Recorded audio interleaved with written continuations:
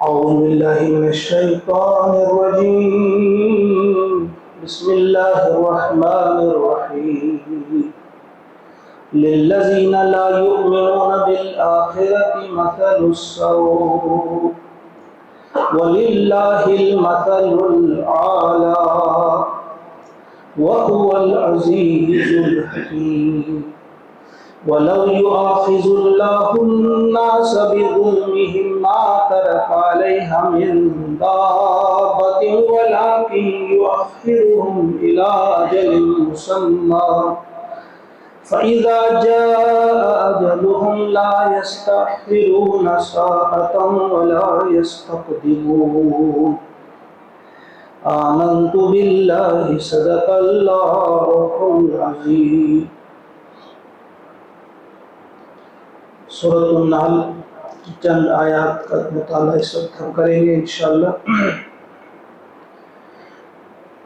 اللہ کا ارشاد ہوتا ہے للذین، ان لوگوں کے لیے، لا یؤمنون بالآخرہ، جو ایمان نہیں رکھتے آخرت پر، مثل السوء، بہت بری مثال ہے یا ان کا بہت برا حال ہے، یا آپ یوں کہہ سکتے ہیں کہ بری صفات سے متصف کرنے کے لائق تو وہ لوگ ہیں جو آخرت پر ایمان نہیں رکھتے. وَلِلَّهِ الْمَثَلُ الْأَعْلَى، اور اللہ کے لیے تو بلند شان ہے، اللہ تعالیٰ کے لیے تو اعلیٰ صفات ہیں. وَهُوَ الْعَزِيزُ الْحَكِيمُ، اور وہ غالب ہے، حکمت والا ہے. وَلَوْ يُؤَاخِذُ اللَّهُ النَّاسَ، اور اگر مواخذہ کرتا، گرفت کرتا، پکڑتا اللہ تعالی الناس، لوگوں کو، بظلمہم، ان کے ظلم کے سبب، یعنی فوری گرفت اگر کرتا، فوری طور اگر پکڑتا اللہ تعالی لوگوں کو ان کے ظلم کے سبب، ما ترک علیہا من دابہ، تو اس پر یعنی زمین پر کوئی بھی چلنے والا جو جانور ہے نہیں بچتا. ولیکن، لیکن، یؤخرہم، ڈھیل دیتا ہے انہیں اللہ تعالیٰ، الی اجل مسمی، ایک مقررہ وقت تک، ایک مقررہ مدت تک انہیں اللہ تعالیٰ ڈھیل دیتا ہے. اللہ کا یہ ارشاد ہے کہ اللہ تعالیٰ اگر فوری طور، جس شخص نے کوئی غلطی کی، جرم کیا، گناہ کیا، فوراً اگر اس کو سزا دی جائے، کافر ایسا ہوتا ہے کہ اس دنیا میں چلنے والا کوئی جانور نہیں بچتا. انسان کی تو بات ہی نہیں، کوئی جانور بھی نہیں بچتا. کیوں؟ کیونکہ فوری طور جب ایک ظالم کو ختم کر دیا جاتا ہے، سارے گناہ گار ختم ہو جاتے ہیں، سارے مجرم، سارے ظالم جب ختم ہو جاتے ہیں، پھر خالی نیک لوگ رہتے ہیں. تو نیک لوگوں کا رہنا جو تھا وہ پھر کسی کام کا نہیں تھا، اس کا کوئی فائدہ نہیں اس اعتبار سے تھا کہ ان کی کیسے پھر پرکھ ہوتی کہ وہ نیک ہیں. ان کی پرکھ تو اس وقت ہوتی ہے کہ جب دیکھا جائے کہ ایک شخص ظلم کر رہا ہے، تو پھر نیکوں کا اس وقت جو ہے وہ امتحان ہوتا ہے، کیا یہ ظالم کا ہاتھ روکتے ہیں، کیا یہ مظلوم کی مدد کرتے ہیں. ایک شخص دست درازی کرتا ہے کسی کے حق میں، کوئی کسی کا حق دباتا ہے، اس وقت نیک لوگوں کا، اس وقت انسان کا امتحان ہوتا ہے، کیا یہ حقدار کو اپنا حق دلاتے ہیں. ایک رشوت خور جو کسی پر ظلم کر رہا ہے، کیا رشوت خور کو یہ روکتے ہیں. ایک شخص سود خور ہے جو کسی پر ظلم کرتے ہوئے اس سے سود لیتا ہے، کیا یہ سود خور کو منع کرتے ہیں.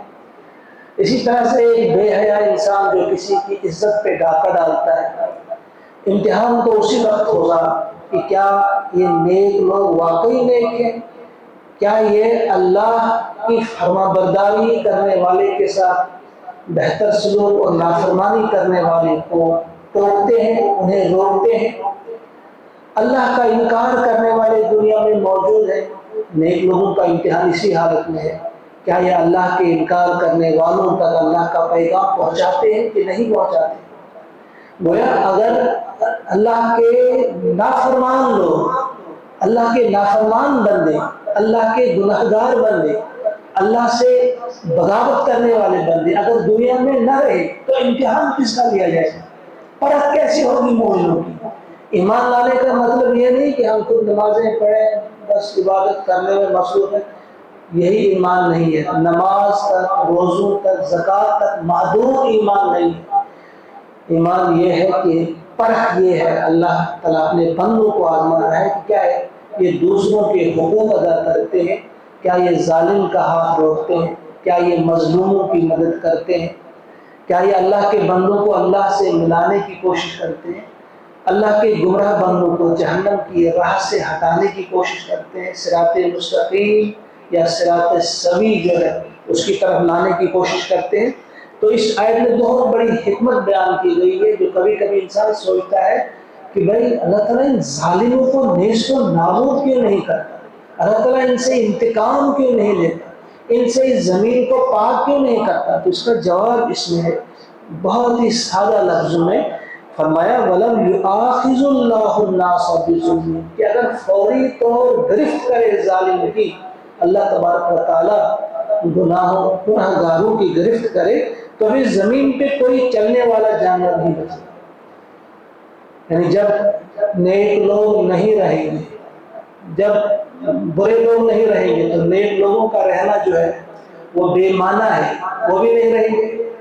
جب وہ بھی نہیں رہیں گے پھر جانوروں کا رہنا بھی بے معنی ہے، جانور تو انسان کے لیے گویا پھر اس زمین پہ نہ صرف یہ کہ نہ برے رہیں گے نہ اچھے رہیں گے، پھر کوئی جانور بھی نہیں رہیں گے۔ بلا کی اس کے برعکس اللہ کی یہ سنت ہے، طریقہ ہے کیا کہ وہ مہلت دیتا ہے، بلا کی یؤخرہم الی اجل مسمى، ایک مقررہ وقت، ایک مدت تک اسے مہلت دیتا ہے، اس کی آزمائش ہوتی ہے۔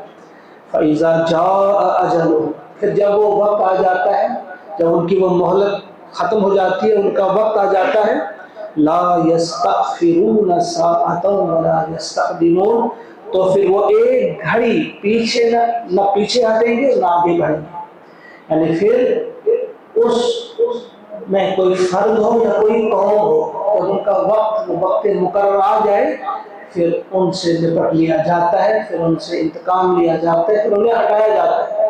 پھر ایک لمحے کی بھی اس میں نہ تاخیر ہوتی ہے نہ تقدیم ہوتی ہے، برابر اپنے وقت پر ان کی گرفت ہوتی ہے۔ وَيَجْعَلُونَ لِلَّهِ مَا يَكْرَهُونَ، اور وہ بناتے ہیں یا وہ تجویز کرتے ہیں اللہ کے لیے ایسی چیزیں ما یکرہون، جن سے وہ خود کراہت کرتے ہیں، جنہیں وہ خود ناپسند کرتے ہیں، یعنی اللہ کے لیے انہیں بیٹیاں قرار دی ہیں حالانکہ بیٹیاں انہیں خود ناپسند ہیں۔ وَتَصِفُ أَلْسِنَتُهُمُ الْكَذِبَ، اور جھوٹ بکتی ہیں ان کی زبانیں، أَنَّ لَهُمُ الْحُسْنَى، کہ ان کے لیے بھلا ہی بھلا ہے، لا جرم ان لا جرم ان لهم النار، ان کے لیے کوئی بھی چیز نہیں ہے سوائے آگ، یعنی جھوٹ بکتی ہیں ان کی۔ ایک تو پہلی چیز یہ کہ وہ اللہ پر ایسا الزام لگاتے ہیں، اللہ تعالیٰ کے بارے میں وہ فرماتے ہیں کہ ان کی بیٹی ہے، اتنا بڑا جرم، اور پھر ان کا یہ جھوٹ بولنا کہ ان کے لیے بھلا ہی بھلا ہوگا، نہیں ہوگا۔ لا جرم، لازماً لازمی بات ہے، ان لهم النار، کہ ان کے لیے اس کے علاوہ کچھ نہیں ہوگا، البتہ ہوگی تو آگ ہوگی۔ وَأَنَّهُمْ مُفْرَطُونَ، اور بے شک وہ اس میں آگے جائیں گے، سب سے پہلے ان کو جھونک دیا جائے گا، سب سے پہلے انہی کو جہنم میں پھینک دیا جائے گا۔ تاللہ، اللہ کی قسم، لقد ارسلنا الی امم من قبلک، اے محمد صلی اللہ علیہ وسلم آپ سے پہلے بہت ساری امتوں کی طرف ہم نے رسول بھیجے، فزین لهم الشیطان، پھر مزین کر کے ان کو دکھائے شیطان نے اعمالہم، ان کے اعمال، یعنی خوبصورت بنا کر پیش کر دیے. ان کے کرتوت جو شیطانی کام ہے وہ اس انداز سے پیش کرتا ہے انسانوں کے سامنے کہ وہ بڑے بھلے لگتے ہیں, خوبصورت لگتے ہیں, ان میں لطف انہیں آتا ہے. حالانکہ وہ جانتے ہیں تھوڑی سی بھی عقل ہو کہ اس چند لمحوں کی لذت پر وہ کروڑوں اور اربوں سالوں کے راحت اور آرام کو قربان کر دیتے ہیں. کوئی بھی غلط کام جو کرتا ہے اس میں لذت جو ہوتی ہے چند لمحوں کی ہوتی ہے. شراب سے چند گھڑیوں کی اسے لذت ہوتی ہے, پھر وہ لت پت کسی گند میں پڑا رہتا ہے. جوا ہو اس میں کبھی وہ ہمیشہ کے اس عذاب میں گرفتار ہو جاتا ہے. کوئی بے حیائی اور بے شرمی کا کام ہو چند لمحوں کی لذت ہوتی ہے. وہ اس قدر پیش کرتا ہے شیطان ان کے سامنے بڑی خوبصورت انداز میں, انتہائی حسین انداز میں اس کام کو پیش کرتا ہے, وہ فوراً اس کی طرف راغب ہوتے ہیں اور اس کام کے مرتکب ہوتے ہیں. اور پھر اس کا عذاب کتنا انہیں بھوگنا پڑے گا. اور میں تمہاری بات نہیں, تم سے پہلے بھی جن امتوں کی طرف ہم نے رسول بھیجے اس وقت بھی شیطان نے ان کے اعمال کو مزین کیا کہ تم بہت اچھا کرتے ہو, بہت اچھا کرتے ہو, ایسا ہی کرو, اس میں تمہارا بھلا ہے. فَهُوَ وَلِيُّهُمُ الْيَوْمَ, آج بھی ان کا ساتھی وہی ہے, آج بھی ان کا سرپرست وہی شیطان ہے. یعنی پہلے بھی شیطان ہی نے ان کے سامنے یہ چیزیں رکھی ہیں, ان کو مائل کیا ہے برائی کی طرف, آج بھی وہی ہے. آج بھی قریش مکہ جو ہے ان کو اپنے برے کاموں کو خوبصورت بنا کر دکھا رہا ہے شیطان آج بھی. تو اس الیوم آج سے مراد یہاں وہ وقت بھی ہو سکتا ہے اور قیامت کا دن بھی ہو سکتا ہے کہ آج کے دن بھی وہ ان کا سرپرست ہوگا, ان کو لیڈ کرتا ہوگا جہنم کی طرف. جہنم کی طرف جو جا رہے ہوں گے آگے آگے وہی ابلیس ہوگا, شیطان ہوگا, اور پیچھے پیچھے وہ ہوں گے. وَلَهُمْ عَذَابٌ عَلِيمٌ, اور ان کے لیے دردناک عذاب ہے. وَمَا أَنزَلْنَا عَلَيْكَ الْكِتَابَ, اور ہم نے نہیں اتاری آپ پر کتاب, إِلَّا سوائے مگر لِتُبَيِّنَ تاکہ آپ واضح کر دیں, لَهُمْ ان کے لیے الَّذِي اخْتَلَفُوا فِيهِ جس میں وہ اختلاف کرتے ہیں, تاکہ آپ کھول کر بیان کریں جن معاملات میں انہیں اختلاف. یہاں ایک بات پھر آپ یاد رکھیں, جو ماں ہے وہ ماں کا میننگ ایک تو ہے کہیں جو اس کا کہیں مطلب کیا آتا ہے سوال کے لیے, اور کہیں اس کا مطلب جو آتا ہے نہیں کے معنی میں بھی آتا ہے. جہاں ماں کے بعد آگے اللہ آئے وہاں اس کا مطلب ہوتا ہے نہیں. جیسے وما انزلنا, نہیں نازل کیا ہم نے علیک آپ پر الکتاب کتاب الا مگر, یعنی نہیں نازل کی مگر اس لیے نازل کی, یعنی ایک ہی وجہ ہے اور بڑی وجہ یہی ہے کہ تاکہ آپ واضح کر لیں اس اختلاف کو جن میں یہ پڑے ہوئے ہیں, جن میں یہ اختلاف کر رہے ہیں اس کو دور کرنے کے لیے. اس وقت اختلافات کے مختلف قسم کے, کیا خدا ایک ہی ہے کہ کئی ہے, فلاں چیز اگر حرام کی ہے کیا اللہ ہی نے کی ہے کہ کسی اور نے, فلاں چیز اگر حلال ہے کیا اللہ نے کی ہے کہ لوگوں نے حلال کی ہے. اس وقت اس قسم کی چیزوں میں بے شمار اختلافات ہیں, تو اس اختلاف کو دور کرنے کے لیے ہی رسول بھیجا جاتا ہے, اسی کے لیے کتاب بھیجی جاتی ہے. اور ہم نے اسی لیے کتاب پہلے بھی نازل کی ہے, آپ کے لیے بھی نازل کی ہے. جن باتوں میں یہ آپ آپس میں جھگڑتے ہیں اس وقت بھی یہی کتاب ہمارے اختلافات کو دور کرے. آج بھی جو ہم میں اختلاف ہے, مختلف قسم کے اختلافات ہیں, اس وقت بھی اگر ہم قرآن اور سنت کی طرف رجوع کریں گے سارے اختلافات ختم ہو جائیں گے, تمام اختلافات ختم ہو جائیں گے. اور میں آپ کو اسی لیے بھیجا تاکہ آپ اس اختلاف کو دور کریں جو جس اختلاف میں یہ پڑے ہوئے ہیں, اور وضاحت کریں, حقیقت کو کھول کر بیان کریں کہ حق کیا ہے اور باطل کیا ہے, اور کیا ہے یہ کتاب خدا و رحمت, یہ ہدایت بھی ہے اور رحمت بھی ہے. لِقَوْمٍ يُؤْمِنُونَ, ایمان والوں کے لیے جو ایمان لائے ان کے لیے.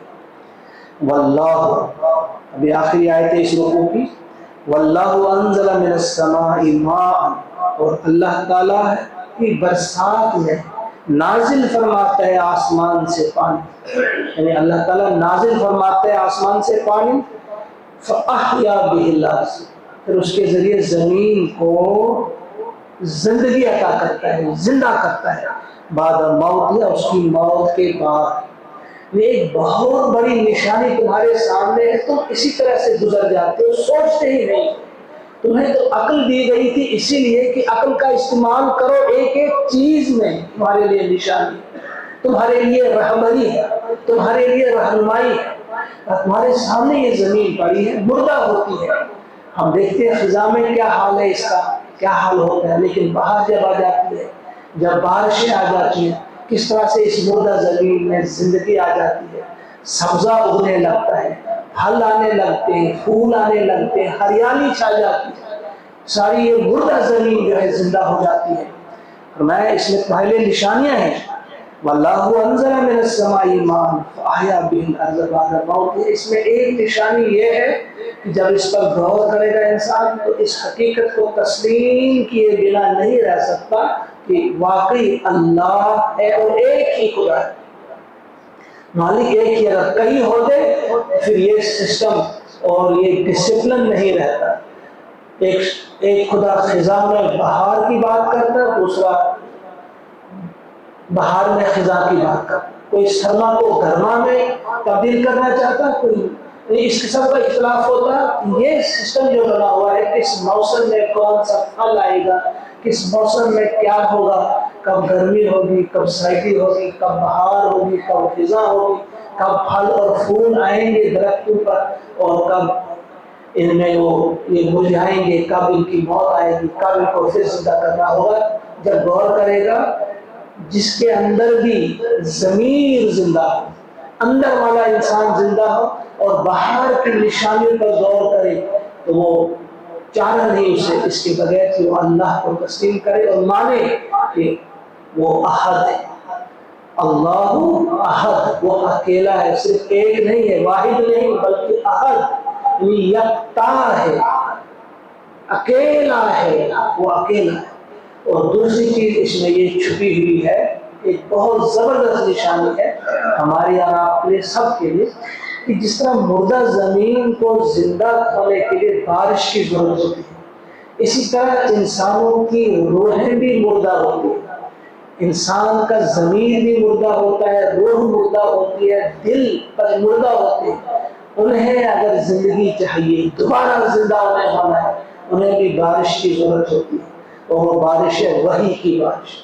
اگر ہم اپنے روح کو زندہ کرنا چاہتے ہیں، اگر ہم اپنے ایمان کو زندگی عطا کرنا چاہتے ہیں، اگر ہم مردہ دلوں کو پھر دوبارہ زندہ کرنا چاہتے ہیں تو انہیں نہلانا پڑے گا، اس سے وحی کی بارش۔ یہ جو وحی کی بارش ہے، قرآن کی بارش، اس پر آپ برسائیں، قرآن سے آپ اسے نہلائیں، آپ دیکھیں گے آپ کی دل زندہ ہوگی۔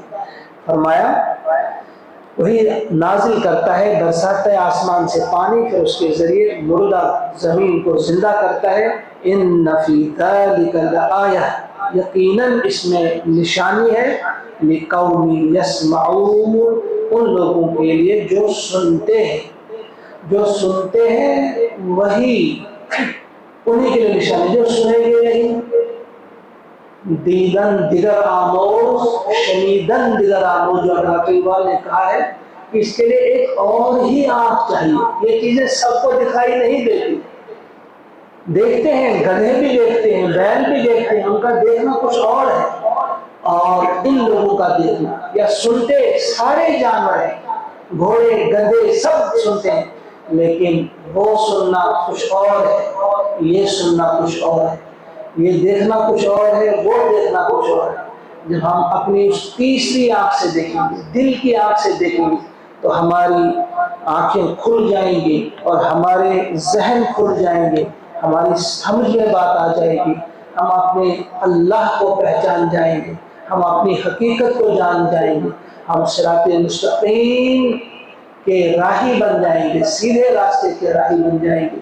اللہ تعالیٰ سے دعا ہے کہ واقعی ہمیں وہ سیدھے راستے پر چلنے کی توفیق عطا فرمائے، صراط مستقیم کے راہی بنائے، قرآن پاک سے ہمیں اپنے مردہ دلوں کو دوبارہ زندہ کرنے کی توفیق عطا فرمائے۔ وصلی اللہ وسلم علی سیدنا و مولانا محمد و آلہ و اصحابہ اجمعین برحمتک یا